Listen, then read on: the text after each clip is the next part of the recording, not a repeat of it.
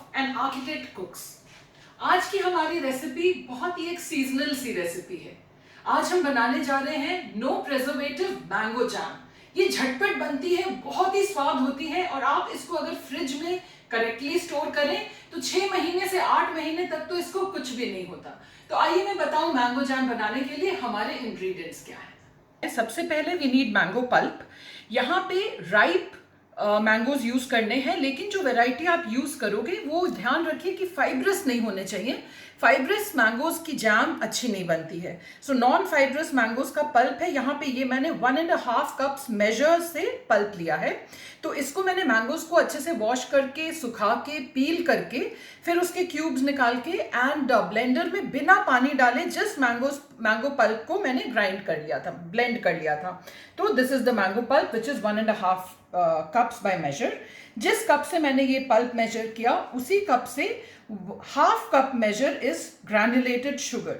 मतलब जो शुगर है वो मैंगो पल्प से 1/3 है। और every 1.5 cups of mango pulp के लिए we need 1 tablespoon of lemon juice.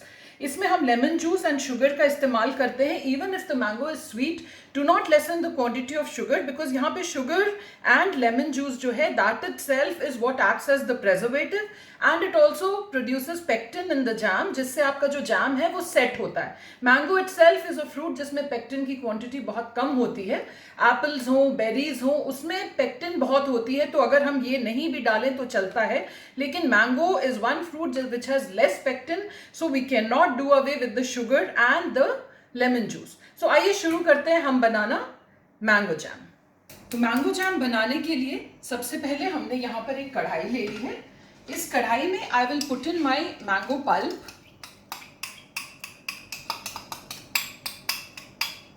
पूरा हमने पल्प इसमें डाल दिया। फ्लेम मैंने अभी मीडियम टू हाई के बीच में रखी है। Once it starts boiling and spluttering we'll see what we have to do with the flame. Mango pulp के साथ साथ ये जो पूरी हमारी शुगर है ये भी हमने इसमें डाल दी। लेमन जूस हम अभी नहीं डालेंगे, अभी we'll just let the mango and the sugar cook together. इसकी कुकिंग टाइम इसका बहुत ज़्यादा नहीं होता, लेकिन इसमें जब तक आप कुक कर रहे होते हैं तो you have to be very vigilant and keep stirring it so that ये हमारा लग नहीं जाए। Because once as soon as the mango starts to thicken तो वो नीचे से या साइड से लगने के चांसेस होते हैं, तो उसको कंटिन्यूसली स्टर करते हुए, अभी तो फिर भी ठीक है, but once it comes to a boil we have to keep stirring it continuously and scraping it from the sides. अगर आपको थोड़ा सा क्रंची बोलने या पल्पी मैंगो जैम चाहिए तो जैसे मैंने अभी इसको टोटली ब्लेंड किया है, आप इसके क्यूब्स निकाल के एंड इसको जस्ट हल्का सा मैशर से या फोक से जस्ट मैश कर लें मोटा मोटा। अगर आप उस तरह से करोगे तो आपको चंकी मैंगो जैम मिलेगा। हम लोग जो अभी बना रहे हैं this is totally smooth mango jam, so that is totally up to your as per your personal choice. If you need a chunky mango jam तब आप इसको ब्लेंड करने के बजाय खाली क्रश कर लें या मैश कर लें। तो ये देखिए, ये ऑलरेडी हम लोगों का जो मैंगो जैम है this has started to boil. Once it comes to a boil, be a little careful because it tends to splutter a little. तो अगर आप चाहें तो आप एक लिड भी अपने पास रख सकते हैं so that उसकी स्प्लटर से बचने के लिए। इस स्टेज पे हम लोग जो हमारी फ्लेम है वो बिल्कुल मीडियम कर देंगे and we let this cook on medium flame. तो ये देखिए अब ऑलरेडी 7 to 8 मिनट्स हो गए हम लोगों को इसको कुक करते हुए। एंड जैसे आप देखोगे कि बिल्कुल ये एक ग्लेज सी आ जाती है, इसके ऊपर ग्लॉसी सा हो जाता है इसकी शक्ल, लेकिन अभी it is too runny, so we have to still cook it further. ये अब हम लोगों की कंसिस्टेंसी देखिए अभी काफ़ी गाढ़ी हो गई है, लेकिन अभी भी अब आप जब स्पैटुला से कर रहे हैं it's still very runny, so we still need to cook it more.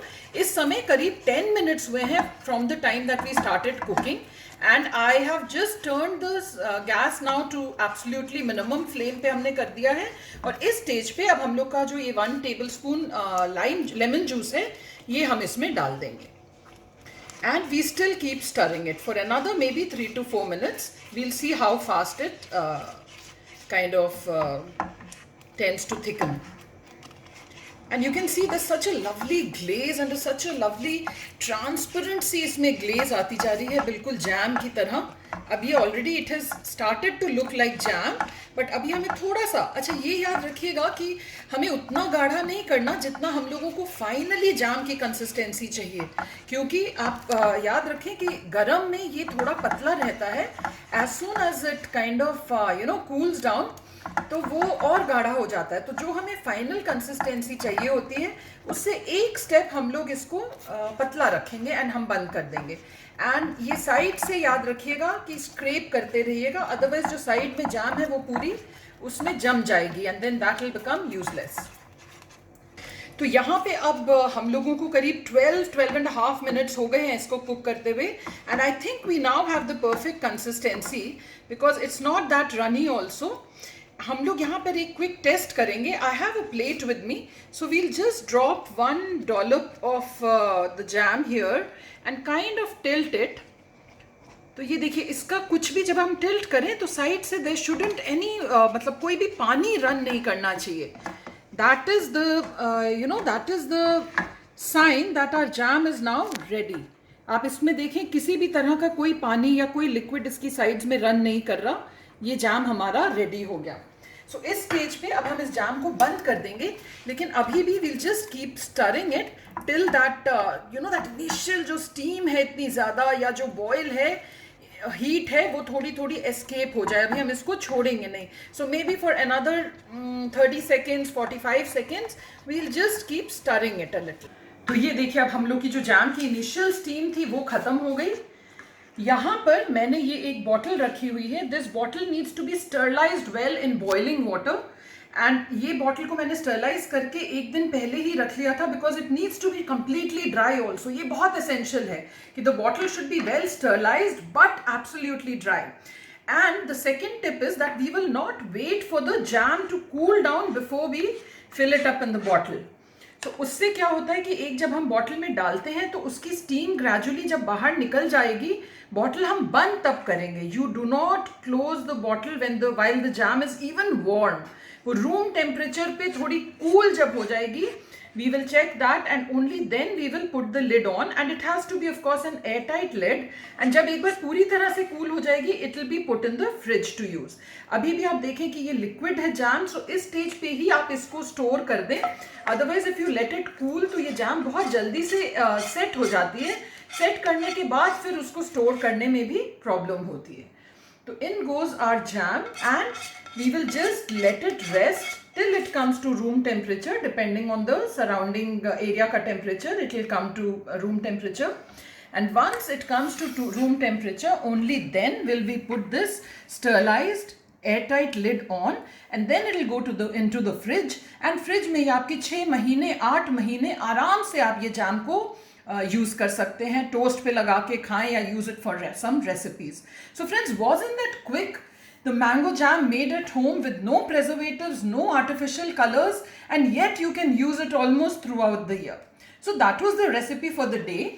And I just wanted to also tell you that beneath my YouTube video, we have a pull down menu, and when you click on that, you get the detailed recipe as well as the ingredients for each and every recipe of mine. So I'll see you next Saturday at 7 p.m. with a new recipe. But now, before we wind up for today, it's time for the tip of the day. जैसा कि आप सब जानते हो, मैं अपने हर episode में एक सिंपल सा आर्किटेक्चर या इंटीरियर का टिप जरूर देती हूँ to make our day to day life easy. आज का जो मेरा टिप है वो है आर्किटेक्चर से रिलेटेड. इनफैक्ट वो कंस्ट्रक्शन से रिलेटेड है. So today's tip is related to the skirting that we put. Skirting means जो हम लोगों का टाइल है या जो फ्लोर है उसका एक पार्ट जो वॉल के ऊपर हम देते हैं, that is called the skirting. So the tip relates to how we should put the skirting. Normally हम लोग ने देखा है कि जैसे जो हमारी दीवार होती है उसके ऊपर ही लोग skirting चिपका देते हैं. As a result, what happens कि जो भी आपकी flooring है, whether it is marble, whether it is granite, whether it is a tile, तो whatever the width of that flooring, उतनी वेट स्कर्टिंग की आपकी वॉल से बाहर निकलती है। उसके दो डिसएडवांटेजेस होते हैं। एक तो जब आप अपना फर्नीचर लगाते हो तो दो spaces become very odd spaces. मान लो किसी कॉर्नर में आपने फर्नीचर लगाया तो वो आधा इंच 1 इंच का हमेशा गैप रह जाता है दीवार में, you can not really push anything against the wall. And second जो डिसएडवांटेज है कि वो जो प्रोजेक्टेड सर्फेस है आधा inch 1 inch, that is always a place where dirt and dust collects a lot. So just to avoid that what we recommend is कि जहां पे हमारी इस तरह से वॉल आती है and then the skirting comes, तो वॉल को आप थोड़ा चिजल करके पहले अंदर कर लें and then you put the skirting so that the level of the wall and the skirting is flushed, either flushed or maybe the skirting can be even an mm or 2 mm inside the wall. So that's the tip of the day. Whenever you put the skirting, just chisel the wall and flush the skirting with the wall. Do not keep the skirting projecting out of the wall. So I'll see you again next Saturday at 7 p.m. with a new tip and a new recipe. Bye bye till then.